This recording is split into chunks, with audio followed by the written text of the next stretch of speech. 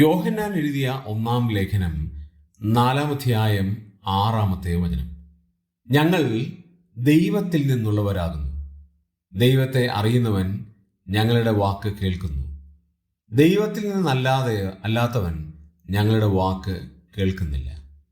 യോഹന്നാൻ അപ്പോസ്തലൻ വളരെ ആധികാരികമായി പറയുകയാണ്, ഞങ്ങൾ ദൈവത്തിൽ നിന്ന് ഉള്ളവരാണ്.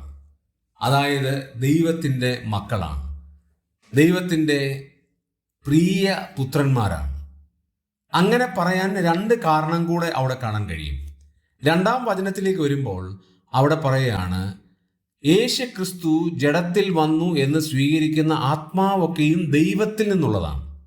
ഞങ്ങൾ ദൈവത്തിൽ നിന്നുള്ളവരാണെങ്കിൽ ഞങ്ങൾ സ്വീകരിച്ച ആത്മാവും ദൈവത്തിൽ നിന്നുള്ളതാണ്. 4-ാം വചനത്തിലേക്ക് വരുമ്പോൾ അവിടെ പറയുകയാണ്, കുഞ്ഞുങ്ങളെ, നിങ്ങൾ ദൈവത്തിൽ നിന്ന് ഉള്ളവരാകുന്നു. നമ്മൾ ഓരോരുത്തരും ദൈവത്തിൽ നിന്ന് ഉള്ളവരാണ്, ദൈവത്തിൻ്റെ ആത്മാവിനുള്ളവരാണ്, ദൈവത്തിൻ്റെ സ്വന്തമാണ്, ദൈവത്തിൻ്റെ പരിശുദ്ധാത്മാവിനാൽ ഏകീകരിക്കപ്പെട്ട ദൈവപൈതങ്ങളാണ്. എത്ര അമൂല്യമായ ബന്ധമാണ് ദൈവവും നമ്മളും തമ്മിൽ. ഈ വലിയ മൂല്യം നാം കാത്തു സൂക്ഷിക്കാം.